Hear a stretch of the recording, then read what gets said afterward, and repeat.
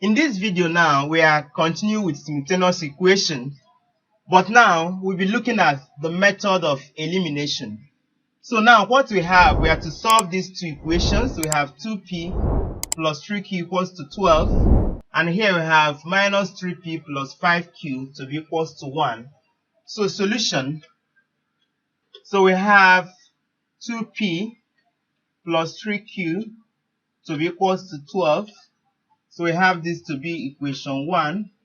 Then we have minus 3p plus 5q to be equals to 1. So this one is equation 2. Now, we asked, why do we use the method of elimination? In the previous video, we talked about the method of substitution, and I told you that it is safe to use the method of substitution when the coefficients of one of your known is equals to 1. But here, if you watch over here, you see the coefficients of p is 2, the coefficients of q is 3. Even in the second equation, the coefficient of p is minus 3. Then the coefficient of q here is also 5. So none of them has the coefficient to be equals to 1. So the method of substitution may not augur well with us in the solution to this particular example. So to that effect, when we have a situation where none of the coefficients of your known is equals to 1, it is safe to use the method of elimination. So now we'll see how that works. The elimination now, you have to make a choice. Simultaneous equation is all about making choices. So we have to make choice. We have two variables here. We have p and q. So we have to decide which one to eliminate. So it is our choice to make. Now, supposing I say, okay, I want to eliminate p, for instance. So let's say I want to eliminate p. So I want p to go. Okay. So if you want p to go now, the first thing to do is to make the coefficient here. We have this coefficient. Then we have another coefficient here. That is the coefficient of p.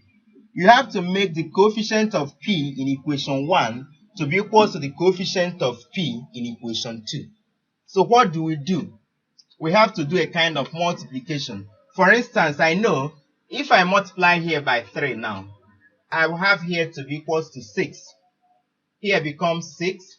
Then if I multiply here by 2, then here becomes equals to minus 6. So the coefficients, irrespective of their sign, will now be equal. So this is what we think of. So now we proceed in that order. So let's start with equation 1. So we have equation 1. So in this equation 1, we multiply equation 1 by 3. So we multiply equation 1 by 3. So if you multiply equation 1 by 3, you have 3 times 2p will give us 6p. Then 3 times 3q gives us 9q. And finally, 3 times 12 will give us 36. Now we go to equation 2. Equation 2, we multiply it by 2. If you multiply minus 3p times 2, give us minus 6p. Then 2 times 5q will give us 10q. And finally, 2 times 1 will give us 2. Now at this point, we are good to go. So what do we have here? The coefficient here is 6. The coefficient here is minus 6. I told you the sign is not important, whether it is plus or minus. All we know that is the numerical value. We have 6 here, we have 6 here.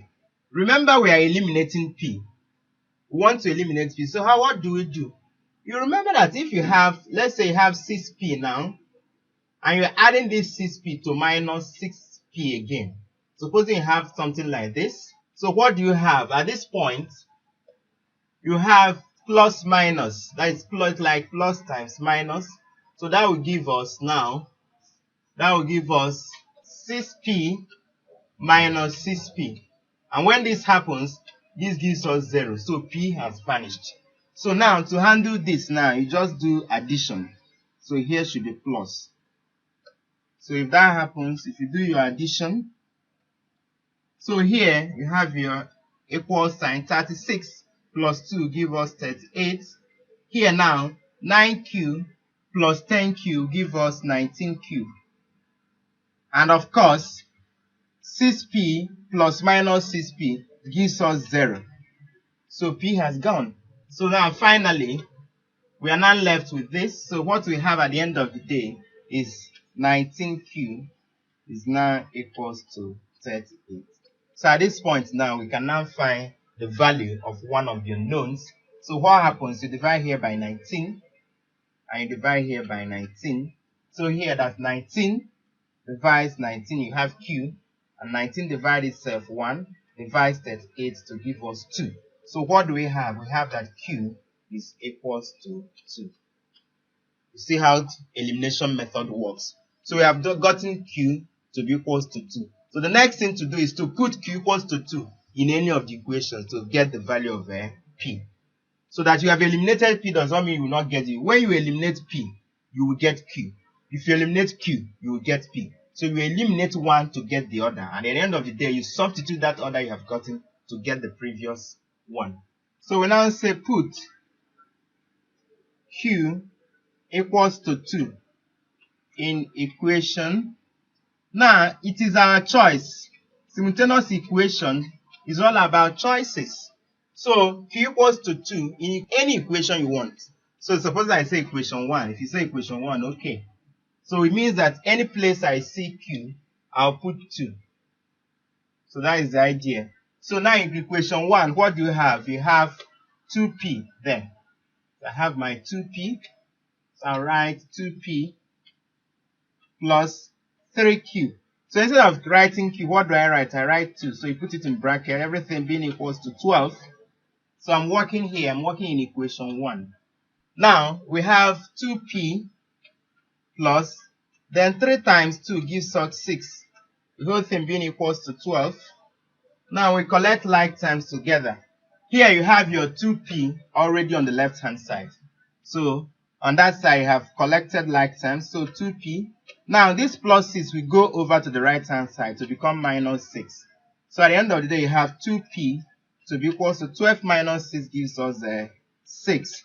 So you divide both sides by 2. So divide here by 2. So what happens? 2 divides 2.